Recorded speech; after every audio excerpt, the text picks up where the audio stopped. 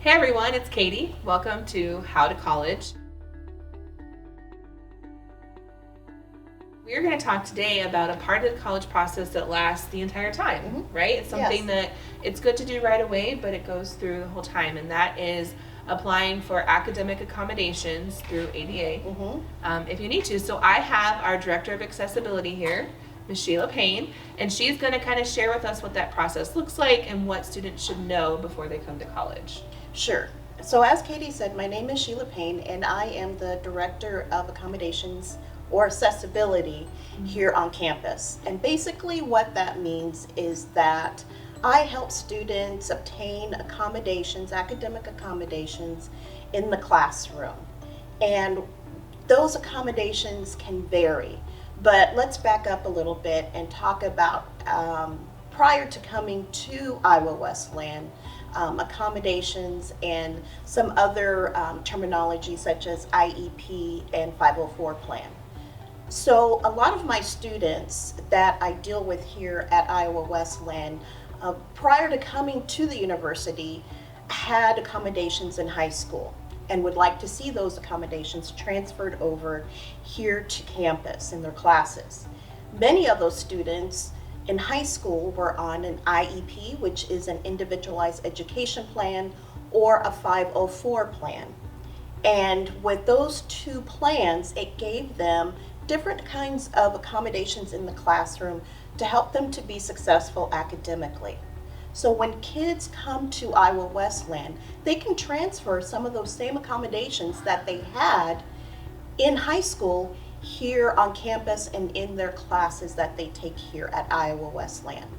So what happens is if a student is interested in transferring some of those accommodations here on campus, I would meet with them either maybe a Zoom meeting, or once they get on campus, they can come to my office and we sit down and talk about their past experience with different accommodations that they had in high school, and if those accommodations would be helpful for them here at Iowa Wesleyan.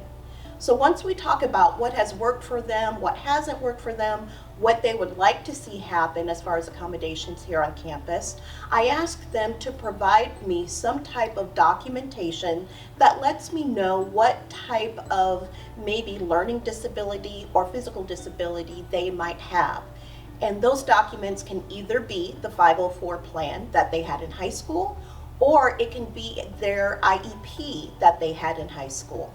And they can transfer those documents to me in person or via email, and I document that, and I will then send out a letter to that student's individual instructors letting them know that this particular person in their class has met the requirements to receive certain accommodations in the classroom.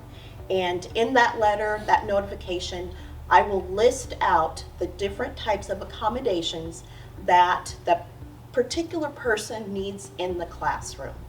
Now, here's the thing. Sometimes students need accommodations in all of their classes, and sometimes maybe just in one class that gives them maybe a harder time, like math or reading.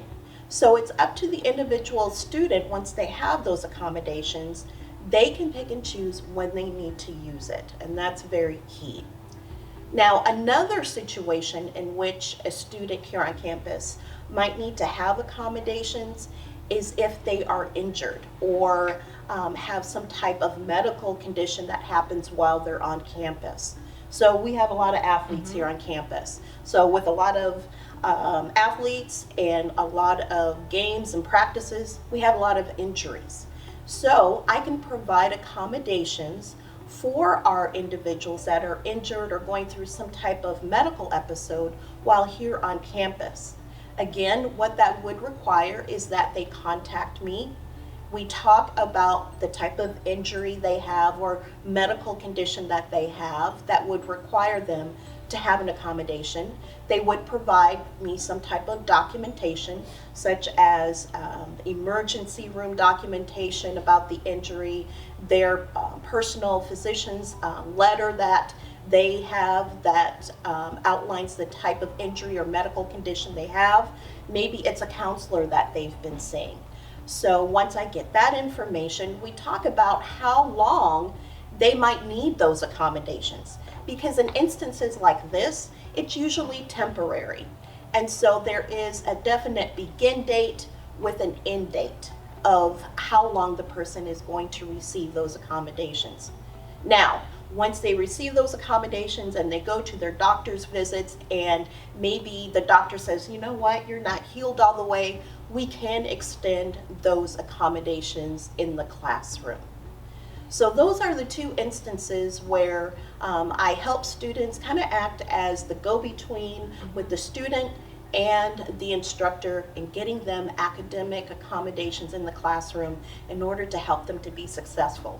It's really good to get to know Sheila and or the other person in the office if you're going to a different school, to kind of get to know what are some resources that are available to you, what you have access to, and what works best for you. And that's key. And I like what Katie had mentioned about, you know, the need to advocate, because I can only do so much. And sometimes our instructors are so busy that there might be times that they forget that a student might need a particular accommodation. There's information on the website, there's information in person too up there if you need to have information. So that's good. Okay. All right. We'll stay tuned. Thanks, Sheila. Thank you. We'll do some more How to College coming up soon.